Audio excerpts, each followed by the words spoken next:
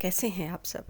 आज मैं आपके साथ डॉक्टर पंकज गर्ग की बुक डिसीजंस के चैप्टर 12 जिसका टाइटल है इन्हेंसिंग मेंटल फैकल्टीज के विषय में बातें करूंगी। राइटर कहते हैं कि हमें अपने माइंड की जो हिडन पावर है उनको निकालने की कोशिश करते रहना चाहिए और इनको बाहर निकालने का तरीका है एक मेडिटेशन, सेकंड है इंट्रोस्पेक्शन यानी कि टाइम फॉर योरसेल्फ और थर्ड है motivational book and company. Writer के अनुसार मेडिटेशन आपके ब्रेन के लिए एक टॉनिक की तरह काम करता है। हम सब मेडिटेशन से बचने की कोशिश करते हैं क्योंकि मेडिटेशन के तरीके भी काफ़ी होते हैं।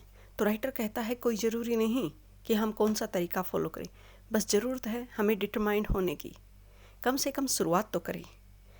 क्योंकि जो मेडिटेशन का मुख्य काम है ना, वो है आपके माइंड को शांत करना और साथ ही आपके विचारों को एकाग्रचित करना, स्ट्रीमलाइन करना। आपके विचारों का एक दिशा में सही से बहना उसी तरह है जैसे लेजर लाइट का। एक सामान्य लाइट को एक ही दिशा में एक ही बिंदु पर केंद्रित करके आप किसी भी चीज़ के आर पार देख सकते हैं और उसकी तीव्रता भी महसूस की जा सकती है। सेम यही होता है जब हम मेडिटेशन करते हैं। आगे राइटर बताते हैं कि कैसे उन्होंने मेडिटेशन के प्रोसेस को अपने बच्चों पर लागू किया। इनके बच्चे मेडिटेशन नहीं करते थे, ओबियसली बहुत कम बच्चे हैं जो मेडिटेशन करते हैं, इवन दो बड़े भी इस प्रोसेस को नहीं करते। लेकिन इन्होंने अपने बच्चों को एक लालच भरी ट्रिक दी कि अगर वो 1 घंटा आंखें बंद करके बैठेंगे तो उन्हें प्रतिदिन 1 घंटे के लिए 50 रुपये दिए जाएंगे। अगर उन्होंने ऐसा नहीं किया तो प्रति माह उनकी जो पॉकेट मनी उन्हें दी जाती है उसमें से 3,000 रुपये डिडक्ट कर लिए जाएंगे।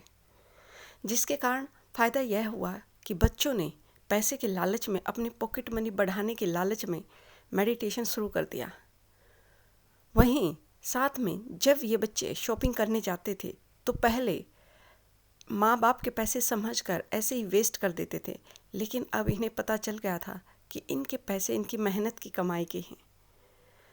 तो ये अक्सर अपने पैसों को वेस्टेज करने से भी बचते थे। तो इसका दूसरा फ़ायदा हुआ कि इन्हें मनी मैनेजमेंट भी आ गया था। लेकिन साथ ही राइटर कहते हैं कि आप घोड़े को नदी तक तो ले जा सकते हैं, लेकिन उसको पानी नहीं पिला सकते। यह प्रोसेस उसे खुद करना होता है। सेम यही चीज़ इनके बच्चों के साथ थी। वो आंखें बंद करके, कभी आंखें मिचौली करके, मतलब 1 घंटा बैठ तो जाते थे, लेकिन मेडिटेशन का सही प्रोसेस नहीं कर रहे थे। तो एक दिन क्या हुआ, इनके बड़े बेटे एक पजल बुक लेके आए अपने कज़न से, जिससे उन्होंने अपने माँ बाप को ये चैलेंज दिया कि आप इसको सोल्व कीजिए।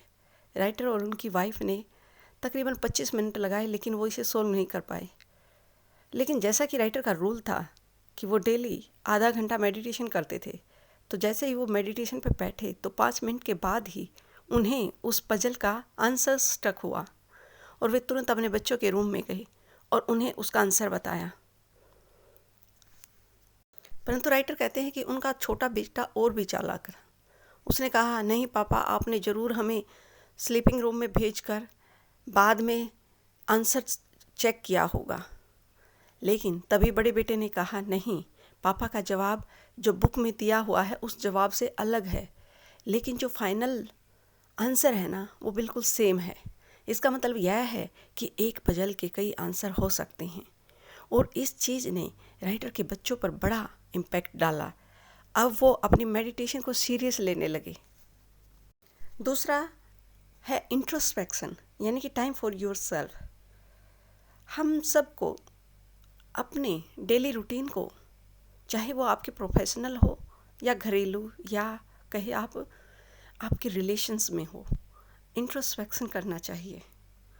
इंट्रोस्पेक्शन का मतलब है कि एक पोज ले, एनालाइज करें आपने क्या किया है, क्या आपके डिसीजंस आपके लॉन्ग टर्म के साथ संबंध बना रहे हैं, क्या वो आपको आपके लॉन्ग टर्म हासिल करने में हेल्प करेंगे, क्या आपके डिसीजन से आपके रिश्तों पर पॉजिटिव असर हो रहा है। इन सब चीज़ों के लिए आपको इंट्रोस्पेक्शन करने की बहुत ज़रूरत है। और यही इंट्रोस्पेक्शन करने की, जो आत्मनिरीक्षण करने की क्रिया है ना, यही सक्सेसफुल लोगों को ऑर्डिनरी लोगों से अलग करती है।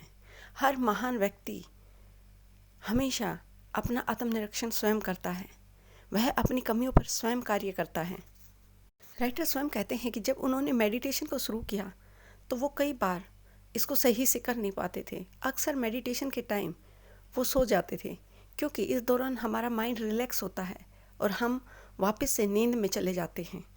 लेकिन तभी इन्होंने एक आइडिया सोचा कि क्यों नहीं ये वॉकिंग मेडिटेशन करें, जब ये घूमने जाएं उस समय मेडिटेशन करें।